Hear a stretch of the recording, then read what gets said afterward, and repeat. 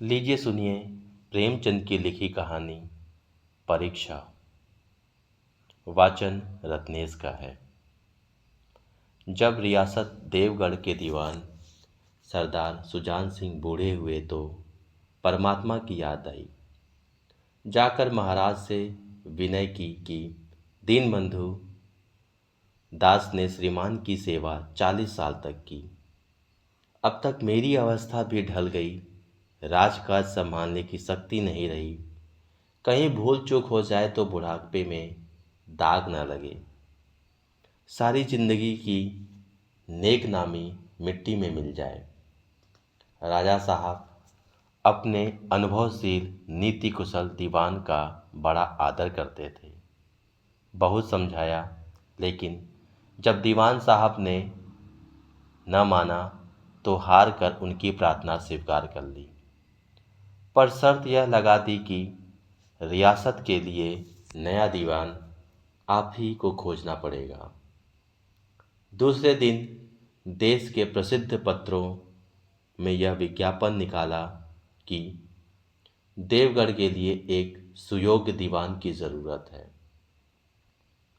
जो शिक्षक, जो सज्जन अपने को इस पद के योग्य समझें, वे वर्तमान सरदार सुजान सिंह की सेवा में उपस्थित हों। यह जरूरत नहीं कि वे ग्रेजुएट हों, मगर हष्ट-पुष्ट होना अनिवार्य है। मंदाग्नि के मरीज को यहाँ तक कष्ट उठाने की कोई ज़रूरत नहीं। 1 महीने तक उम्मीदवारों के रहन सहन, आचार विचार की देखभाल की जाएगी। विद्या का कम परंतु कर्तव्य का अधिक विचार किया जाएगा।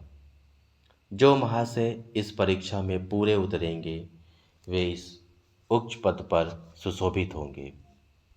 इस विज्ञापन में सारे मुल्क में तहलका मचा दिया। ऐसा ऊंचा पद और किसी प्रकार की कैद नहीं, केवल नसीब का खेल है। सैकड़ों आदमी अपना अपना भाग्य परखने के लिए चल खड़े हुए। देवगढ़ में नए नए और रंग बिरंगे मनुष्य दिखाई देने लगे। प्रत्येक रेलगाड़ी से उम्मीदवारों का एक मेला सा उतरता। कोई पंजाब से चला आता था, कोई मद्रास से, कोई नए फैशन का प्रेमी, कोई पुरानी सादगी पर मिटा हुआ। पंडितों और मौलवियों को भी अपने अपने भाग्य की परीक्षा करने का अवसर मिला। बेचारे सनद के नाम रोया करते थे। यहाँ उसकी कोई ज़रूरत नहीं थी। रंगी इमामे, चोगे और नाना प्रकार के अंगरखे और कंटोप देवगढ़ में अपनी सज धज दिखाने लगे। लेकिन सबसे विशेष संख्या ग्रेजुएटों की थी, क्योंकि सनद की कैद में न होने पर भी सनद से पर्दा तो ढका रहता है। सरदार सुजान सिंह ने इन महानुभावों के आदर सत्कार का बड़ा अच्छा प्रबंध कर दिया। लोग अपने अपने कमरों में बैठे हुए रोज़ेदार मुसलमानों की तरह महीने के दिन गिना करते थे।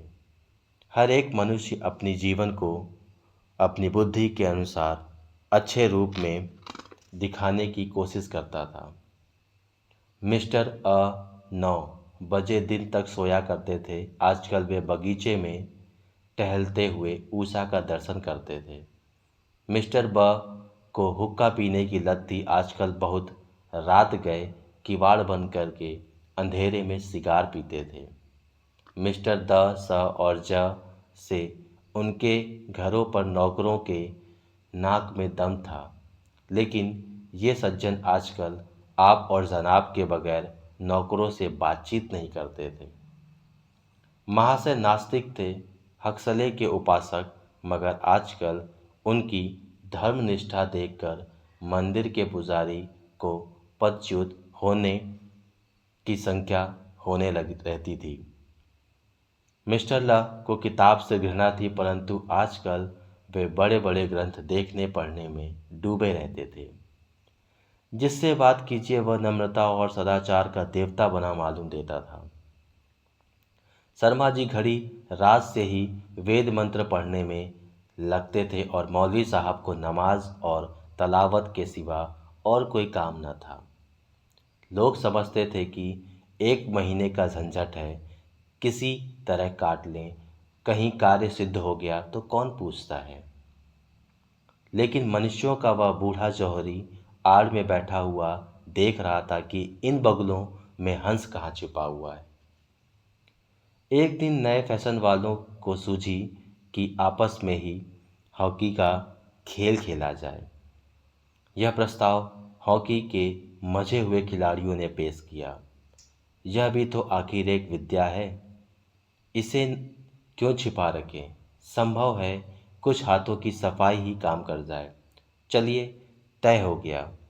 फील्ड बन गई, खेल शुरू हो गया और गेंद किसी दफ्तर के अप्रेंटिस की तरह ठोकरें खाने लगी। रियासत देवगढ़ में यह खेल बिल्कुल निराली बात थी।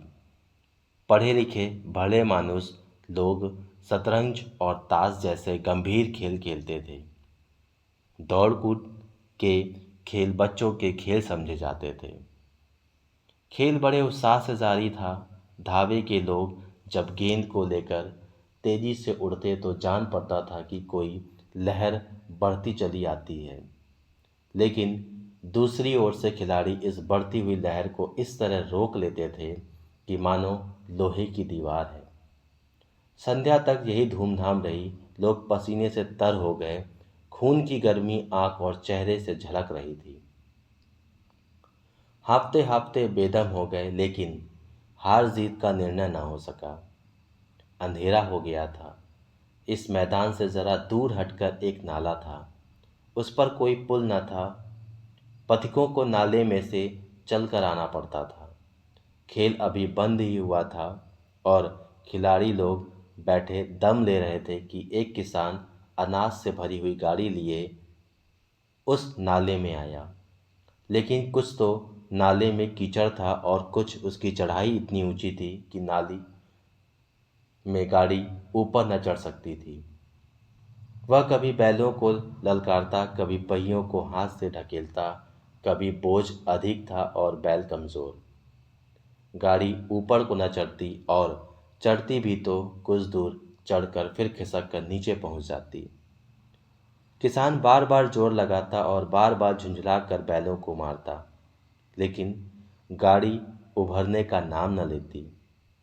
बेचारा इधर उधर निराश होकर ताकता, मगर वहां कोई सहायता नजर न आता।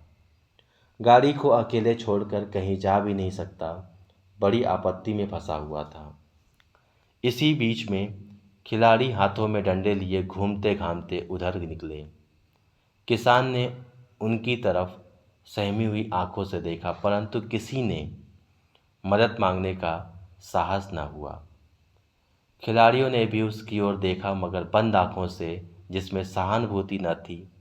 उसमें स्वार्थ था, मद था, मगर उदारता और वात्सल्य का नाम भी न था। लेकिन उसी समूह में एक ऐसा मनुष्य था जिसके हृदय में दया थी और साहस था। आज हॉकी खेलते हुए उसके पैरों में चोट लग गई थी। लंगड़ाता हुआ धीरे धीरे चला आता था। अकस्मात उसकी निगाह गाड़ी पर पड़ी, ठिठक गया। उसे किसान की सूरत देखते ही सब बातें ज्ञात हो गईं।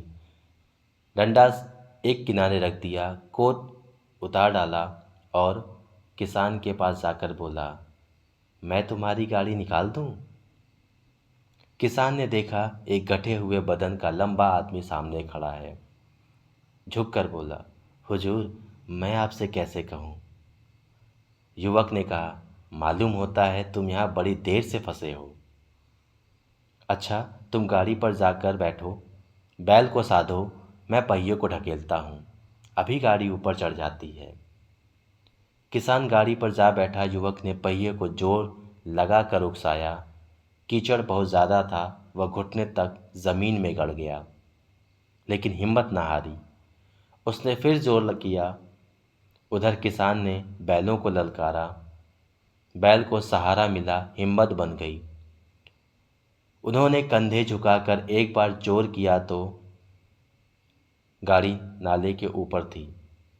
किसान युवक के सामने हाथ जोड़कर खड़ा हो गया। बोलो, महाराज, आपने आज मुझे उबार लिया, नहीं तो सारी रात मुझे यहाँ बैठना पड़ता। युवक ने हंसकर कहा, अब मुझे कुछ इनाम देते हो? किसान ने गंभीर भाव से कहा, नारायण चाहेंगे तो दीवानी आपको ही मिलेगी। युवक ने किसान की तरफ गौर से देखा। उसके मन में एक संदेह हुआ, क्या यह सुजान सिंह तो नहीं है? आवाज़ मिलती है, चेहरा मोहरा भी वही। किसान ने भी उसकी ओर तीव्र दृष्टि से देखा। शायद उसके दिल के संदेह को भाप गया। मुस्कुरा कर बोला, गहरे पानी में बैठने से ही मोती मिलता है। निदान महीना पूरा हुआ, चुनाव का दिन आ पहुंचा। उम्मीदवार लोग प्रातःकाल से ही अपनी किस्मतों का फैसला सुनने के लिए उत्सुक थे। दिन काटना पहाड़ हो गया। प्रत्येक के चेहरे पर आशा और निराशा के रंग आते थे। नहीं मालूम आज किसके नसीब जागेंगे, न जाने किस पर लक्ष्मी की कृपा दृष्टि होगी।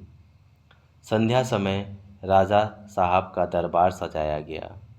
शहर के रईस और धनाढ्य लोग, राजा के कर्मचारी और दरबारी तथा दीवानों की उम्मीदवारों का समूह, सब रंग बिरंगी सज धज बनाए दरबार में आ विराजे। उम्मीदवारों के कलेजे ढरक रहे थे। जब सरदार सुजान सिंह ने खड़े होकर कहा, मेरे दीवानी के उम्मीदवारों, महाशयों, मैंने आप लोगों को जो कष्ट दिया उसके लिए मुझे क्षमा कीजिए। इस पद के लिए ऐसे पुरुष की आवश्यकता थी जिसके हृदय में दया हो और साथ साथ आत्मबल। हृदय वह जो उदार हो, आत्मबल वह जो आपत्ति का वीरता के साथ सामना करे, और इस रियासत के सौभाग्य से हमें ऐसा पुरुष मिल गया। ऐसे गुण वाले संसार में कम हैं, और जो हैं वे कीर्ति और मान के शिखर पर बैठे हुए हैं। उन तक हमारी पहुंच नहीं। मैं रियासत के पंडित जानकीनाथ सा दीवान पाने पर बधाई देता हूँ। रियासत के कर्मचारियों और रईसों ने जानकीनाथ की तरफ देखा। उम्मीदवार दल की आंखें उधर उठीं, मगर उन आंखों में सत्कार था, इन आंखों में ईर्ष्या। सरदार साहब ने फिर फरमाया, आप लोगों को यह स्वीकार करने में कोई आपत्ति न होगी कि जो पुरुष स्वयं जख्मी होकर भी एक गरीब किसान की भरी हुई गाड़ी को दलदल से निकालकर नाले के ऊपर चढ़ा दे, उसके हृदय में साहस, आत्मबल और उदारता का वास है।